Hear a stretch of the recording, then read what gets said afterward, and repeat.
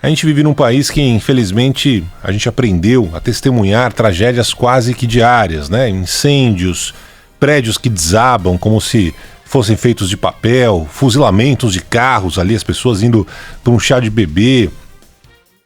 E claro que mais recentemente os crimes ambientais, né? Algumas datas são emblemáticas e servem para refletir se houve alguma melhora, algum avanço. E hoje se completam 4 anos do crime da Vale, da Samarco, da BHP, ali em Mariana, né? 19 pessoas morreram após o rompimento da barragem do Fundão em Minas Gerais.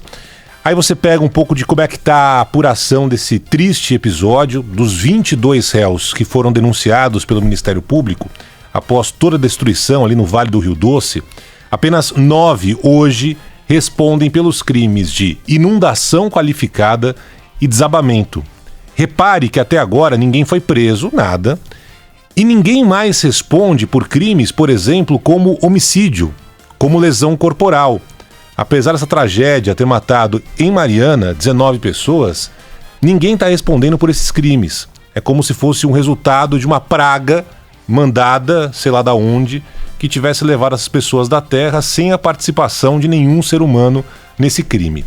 As sequelas dos moradores daquela região de Bento Rodrigues ainda são muito grandes. Ontem nós ouvimos aqui a indignação do seu José Nascimento de Jesus, conhecido como Zé do Bento, de Bento Rodrigues. Como é conhecido, ele viveu por 33 anos nessa pequena comunidade que foi engolida pela lama no dia 5 de novembro de 2015, ou seja, 4 anos. E o seu Zé contava que não se acostumou com a rotina, né? Ele falou com a nossa reportagem em Belo Horizonte. Vamos ouvir o seu Zé do Bento falando. Cada um morando nas suas casas, com as suas indenizações no bolso, mas enquanto ela não fizer tudo isso, ela não pode voltar. Estão arrumando um jeito para ela voltar. A gente vivia num lugar tranquilo, sem perturbação de ninguém, criava nossas galinhas, tirava leite, fazia queijo. Meu apartamento é muito bom, mas não é o que a gente quer. Porque a gente acorda de noite com um fazendo barulho, com outro abrindo portão, outro batendo porta. Ou seja, mudou completamente a vida, né? Tinha lá as galinhas, fazia queijo, hoje está no apartamento com mais gente morando, não é definitivamente o que ele quer.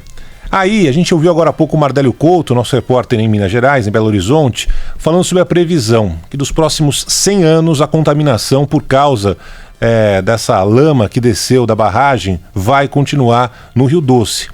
E aí quem falou também foi o seu Leônidas Carlos. O seu Leônidas Carlos é um dos 8.600 pescadores que foram obrigados a parar de trabalhar por causa da contaminação do Rio Doce e, claro, viu a renda familiar dele cair mais de 70%. Aquela profissão nossa que a gente tinha de pescador, hoje nós não temos mais, estamos aqui tudo de cara para cima vivendo de um cartão, entendeu? De R$1.200 que eu como pescador profissional tinha uma renda de R$5.000 livre, pagava todo mundo, pagava a despesa do barco, tinha R$5.000 livre. Hoje eu vivo de um cartão de R$1.200. Minha mulher, que é dependente, ganha R$400. E é isso, uma mudança radical. Quem também fala sobre essa realidade que mudou completamente é o pescador Eudes Silva. Diz que busca um bico ali para conseguir levar mais dinheiro para casa. Tem que fazer bico, né, trabalhar de ajudante de pedreiro, capinar um lote, né, para poder complementar a renda da gente, entendeu? A gente tem família, tem filho, né, que mudou tudo a nossa vida, não tem mais a rotina como era antes, mudou muito.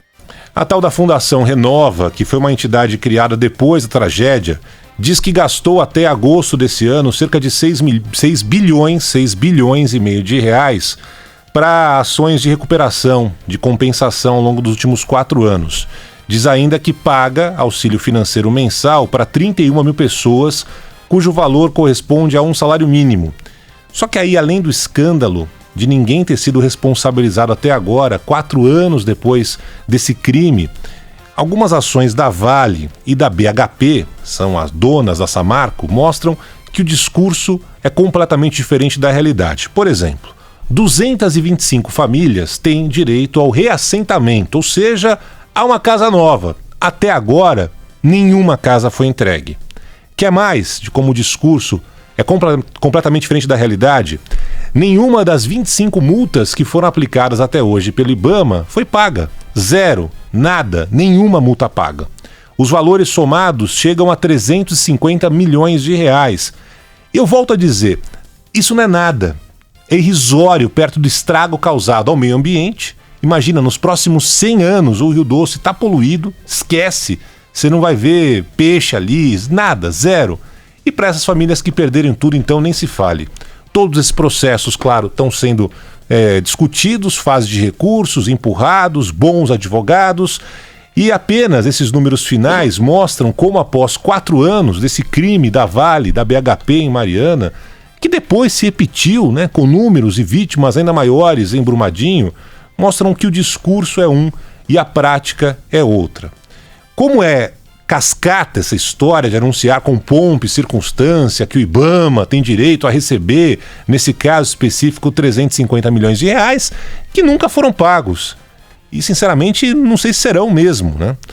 Que a punição poderia ser mais severa em cima dos responsáveis pela tragédia, só que agora, passados 4 anos, esse crime em Mariana, ninguém foi preso. E a chance de alguém ser preso, a cada dia que passa, é menor. Não tem ninguém respondendo pelo crime de homicídio, sendo que 19 pessoas morreram nessa tragédia. Passados 4 anos que acompanhamos com tristeza esse crime em Mariana, estamos lidando agora, neste momento, com uma outra crise, também no meio ambiente, de natureza, proporções diferentes, mas de responsabilidade ainda incerta. Mas que a possibilidade de ficar impune é muito grande.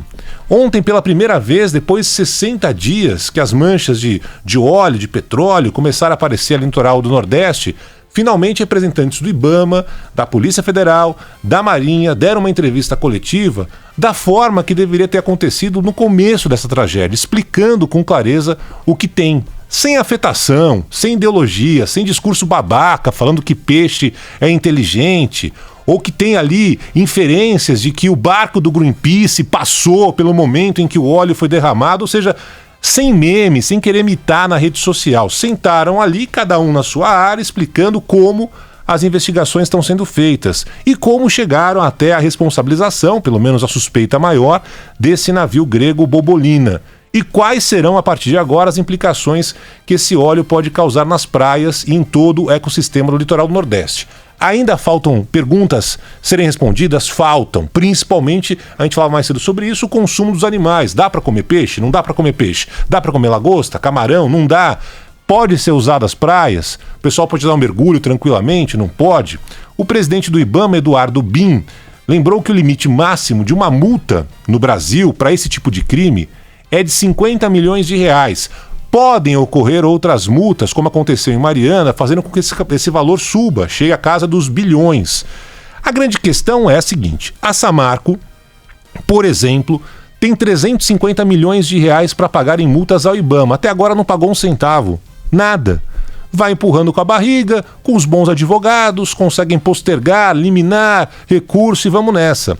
E aqui vale uma comparação com outros países. A gente falava um pouco sobre isso ontem, né? Tem um caso mais famoso, que foi o da British Petroleum, a BP, que teve de pagar pelo vazamento no Golfo do México 20 bilhões de dólares. O equivalente a 83 bilhões de reais. Em Mariana, repito esse número, 350 milhões de reais. A multa que até agora não foi paga pela Samarco. O British Petroleum, 83 bilhões de reais. Olha a diferença de comparação. Para quem não se lembra, foi aquela explosão numa plataforma, virou filme, né? Em 2010, 11 pessoas morreram, 11 funcionários da empresa, e depois mais de 3 milhões de barris de petróleo foram despejados ao longo de quase 3 meses. A promotora-geral desse caso nos Estados Unidos, a Loretta Lynch, deu uma declaração que deveria servir exatamente para a gente acompanhar tudo que se refere a crime ambiental aqui no Brasil. Ela disse o seguinte: esse valor de 83 bilhões de reais, 20 bilhões de dólares, foi uma resposta forte e apropriada e que a British Petroleum está recebendo o castigo que merece, além de proporcionar uma compensação crucial para os estragos que provocou no meio ambiente e na economia da região do Golfo do México. Ou seja, nesse caso de Mariana, você sabe qual é a empresa, tem ali o CNPJ, o nome do dono, o engenheiro responsável, o sócio, a BHP, ou seja, nesse caso sabe-se absolutamente tudo. E mesmo assim, até agora, a impunidade predomina. No outro caso que está acontecendo nesse momento do Nordeste, você tem uma suspeita sobre esse navio grego. A empresa responsável pelo navio, a Delta Tankers, nega, participação, diz ter provas de que não derramou o óleo, tá ali jogando o que ela tá jogando nesse momento. Diz que não foi procurada por autoridades brasileiras. E aí, se até agora nenhuma empresa assumiu a responsabilidade, mesmo com a suspeita recaindo sobre essa petroleira grega, não me parece que agora eles iriam levantar o dedo e admitir que são responsáveis, tá? Mas quero dizer que com isso, sendo esse navio grego ou não sendo esse navio grego, a conclusão desse processo vai demorar muito tempo. Se no caso de Mariana você sabia que era Vale, sabia que era BHP, sabia que era Samarco, tinha ali o CNPJ, agora você não tem a menor ideia se um dia esse dinheiro vai ser pago, se essas multas vão ser pagas. Passados 4 anos do crime da Vale e da BHP em Mariana, nenhuma lição foi aprendida.